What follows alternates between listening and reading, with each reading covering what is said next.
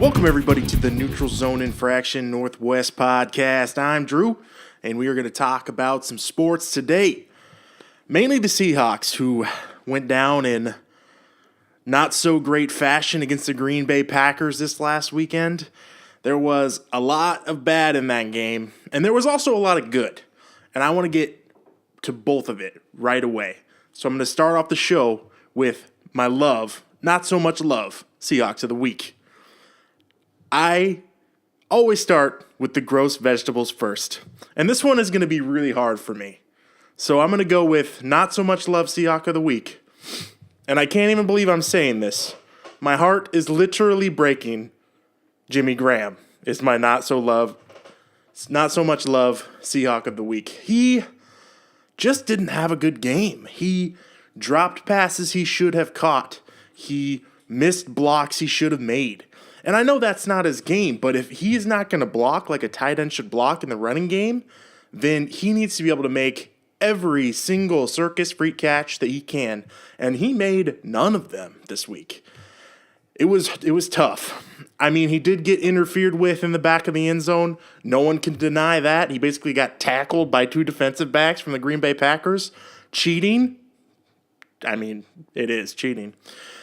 But he did not have a good game. He looked rusty, and I look for a huge bounce back from Jimmy Graham because there's nothing that could spark our offense quite like a Jimmy Graham who looks like Jimmy Graham of old.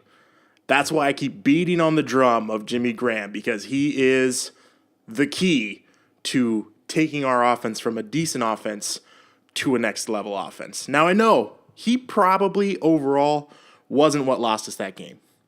We all know that it was the offensive line. It was terrible. It was atrocious. There are 100 different ways you could say how bad the offensive line was. But if I'm going to single out one person who needs to step it up for us to be what we need to be to win, Jimmy Graham is that guy. So, like I mentioned before, there was a lot to love in that game too. The defense played as well as you could possibly expect any defense to play on the road against a top-tier quarterback in Aaron Rodgers. They shut him out in the first half in his own building. A huge key part to that was the way that the secondary played. They really couldn't get much going down the field in that first half, or really in the second half either, except for a few blown plays where there's 12 men on the field and Aaron Rodgers gets to take a shot. No one can really defend that. And the key to that, which we realized last year, and who I love seeing back in form this year, is Earl Thomas. Earl Thomas was absolutely flying around. 11 tackles, and when he tackled, you could see it. Like, he was ready to hit. He was ready to go. Earl Thomas was all over the place. High energy and really a rallying point for that defense, and they looked really good. The front seven looked really great as well, but a lot of those sacks, a lot of those reasons that we were able to get pressure came from the coverage in the secondary, and he is the key to all of it. I look forward to him being healthy and hitting people and just absolutely flying around for the rest of the season. So beyond those two guys, like I mentioned before, there was a key thing that just fundamentally just broke down in that game, and that was the offensive line play. You can pick a guy on the offensive line, and you can find at least one or two plays where they blew their assignment, missed a block, and there were people in the backfield.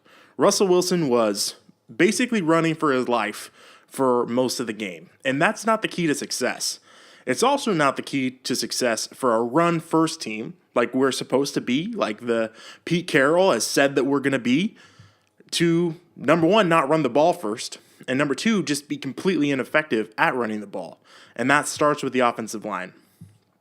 I think that our complement of running backs is really good. If they have a place to run, that's where you can really see them shine. If they're getting hit 1 yard, even just right at the line of scrimmage, there's not much any running back in the league is going to be able to do for that. And it's not like the Packers' defensive front are world beaters either. We're going to see a lot better defensive line especially in the division that we play with the Rams, like we are going to see way better defensive lines than that. And if this is how we're going to show up, we are not going to play up to our potential at all. So something needs to be fixed along the line. And I'm not sure that it's personnel. I'm sure we can't play much worse. So coming together and deciding that they are going to play better is going to be what has to happen. There's nobody else. There's no switch that we can make depth-wise. I think you saw that the loss of George Fant was maybe bigger than it was initially thought of because Reese Odhiambo just looked terrible out there. But there's not like a left tackle that we can go get that's going to suddenly make everything better. I think that there's going to be a deep call to action for them, and I think that they're going to end up responding in a great way. And we play the 49ers next week, and if we can get that ball rolling, I think that'll be a great springboard into some tough games in the weeks ahead, which is so important for our continued success. So there are a lot of things to unpack in that game that happened, but I'm really not going to go through a lot of it. I think that it's best to just flush it and move on. There was definitely some poor officiating that happened. You're not gonna hear me deny that. Was it the reason ultimately that we lost the game? No, it was not. The reason that we lost the game was because we couldn't score enough points on offense, and that is the only reason. And there's always going to be bad calls. There's going to be calls that shift a game from one way or the other. But if you play good enough, if you dominate the way that you can as the Seattle Seahawks, then there is no officiating that can really take that away. It was both sides. There were plays on both sides that could have been called one way or the other. The ejection of Jeremy Lane was completely ridiculous, and the pass interference not called on Jimmy Graham was also completely ridiculous. But the rest didn't lose you that game. You got to flush it, and you got to move forward. So moving forward, let's talk about next week's matchup. We are playing at home against the 49ers. This is the perfect opportunity for, number one, to get right in front of your home fans. The 49ers football team is not a good football team. And you know what? They're rebuilding right now, brand new GM, Brian Hoyer at quarterback. If you're listening to this and you don't know who that is, that's fine. Just think of some random guy, plug him in at quarterback, and that's who Brian Hoyer is. And I think you have a real opportunity against a defense that, while they still have some great pieces, Navarro Bowman, there's a young guy in the secondary whose name I can't remember who's pretty good, but they're not what they were. And, they haven't been since Jim Harbaugh left, and that's fine. So it's a great opportunity for you to get back to what you want to be. If you want to be a run-first team, if the Seahawks are going to be a run-first team, this is the time to do it. They're not going to light up a lot of points on you with Brian Hoyer, and if they do, we've got worse problems. So I want to see you ground and pound. Just pound the rock. Use 4 running backs and rush the ball 30-plus times. If you can do that and you can have success, then you absolutely are in a great place going forward. That can be a springboard for this team going forward into the year. If we can't rush for 100 yards as a team this week, if we can't rush for 100 yards, it's over. You go back to the drawing board and you change your entire philosophy, because if you can't rush 100 yards against the 49ers in your own building, it's Russell time. Let me tell you what. And I'll be on board for that. You'll hear me beating that drum for the rest of the year. But I think that we can do it. I think we should do it. And I think that we will do it. So, ground and pound against the 49ers is absolutely what we need to do. Some other things for you to sort of look for and watch as we go into this game. Watch Reese Odhiambo, because he probably right now is watching film of himself in that game and being disappointed. And left tackle is huge opportunity for him to make a name for himself in this league. And he has the skills. There's a reason we drafted him where we did in the 3rd round, because he could be a legitimate starter in this league. He has the physical gifts. I think he's too much in his head. And I think that if he can find a way to make it happen, I think that it could be good for him. And there's not a whole lot I can say right now about him being a good player, because he's not. He's not a good player.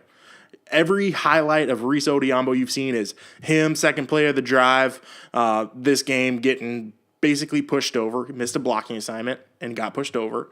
That was not how it was supposed to be executed. Him coming in at guard, stepping on Russell Wilson's foot, and there being a safety. That definitely happened. So take that out and really see what the Seahawks see in him. And I think there is a lot of upward trajectory that he can take in his career as a Seahawk. So watch for that. Really, really watch what he's able to do. Is he going to be perfect? No. Is he going to be good? Probably not. But can we see improvement? Can there be some form of continuity there between him and the rest of the guys up front? I'll be watching for it. I will be watching. Next guy to watch, who I think played exceptionally well this last week, Shaq Griffin, opposite Richard Sherman at the cornerback spot. He didn't let anything get behind him. If you're not letting anything get behind you in an Aaron Rodgers-led offense and getting burned in some fashion, you're doing really, really well. I'm excited to see what he can do against some receivers who aren't as good in San Francisco. I mean, they have Pierre Garçon, and I don't even know who else. So look for him to have a really, really good game. They're going to get that stuff in front of him, and that's exactly what the Seahawks are telling him to do. Everything in front of you, make your tackles. He's fast, and he's got an incredibly high ceiling, and I'm really, really liking what I'm seeing from him so far. So I'll be watching him too.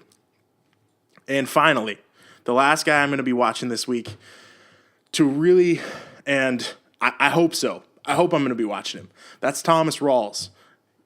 I mean, all of a sudden, his injury in camp went from day to day, oh, it's no big deal, he's got a sprained ankle or whatever, to, okay, this is a high ankle sprain, which is basically a broken leg. He misses week 1. We have no rushing attack whatsoever. And I think that he can be a big piece of what our rushing attack looks like. I mean, a complete four-headed monster. Eddie Lacy, Thomas Rawls, C.J. Prosise, Chris Carson. I mean, those are some good backs. Those are some backs with some, number one, with some good potential. We've got some really proven 1,000-yard rusher in Eddie Lacy. Thomas Rawls, who's shown glimpse of greatness, but is constantly injured. And C.J. Prosise, again, smaller glimpse of greatness, often injured. So if we can get these guys going all four at the same time, whew, and we have any sort of run block whatsoever, that would be excellent. And I look forward to that. So be watching Thomas Rawls, hopefully playing the game. Everything I've heard so far, he's going to be playing. But I also thought in training camp that he'd be playing week 1. Not necessarily the case. So wrapping the show up here, again, keeping it short. Let me know if you like this format. I'm liking it, keeping it short, keeping it sweet, keeping it positive. And that's what I want to leave you guys with. Keep it positive with these Seahawks. We are definitely an elite team in the NFL. I think that our roster says enough for that. And even though we didn't necessarily play like that on offense, I think the sky is the limit for where we can go. If we get our pieces going all in the same direction, the way that we want to, the way that we can, it's going to be really, really tough for anyone in the NFL to beat the Seahawks. So keep that on your mind. We'll go into this week, just absolutely destroy the 49ers. That's my hope. And just rise from there. Keep on climbing. Before I go, making my game picks for this week. Week 1, I went 10-5. We didn't count the Dolphins-Bucks game because it was canceled, postponed, and moved. So I may change my pick on that later in week 11 too. We'll see what happens. But I went 10-5 week 1. Pretty good start. Here's who's going to win this week. Bengals, Panthers, Bucks, Steelers, Cardinals, Pats, Ravens, Chiefs, Titans, Raiders, Dolphins, Broncos, Hawks, Rams, Packers, Giants. So that's all I got for you guys this week. Keep it safe, keep it classy, and, keep on balling.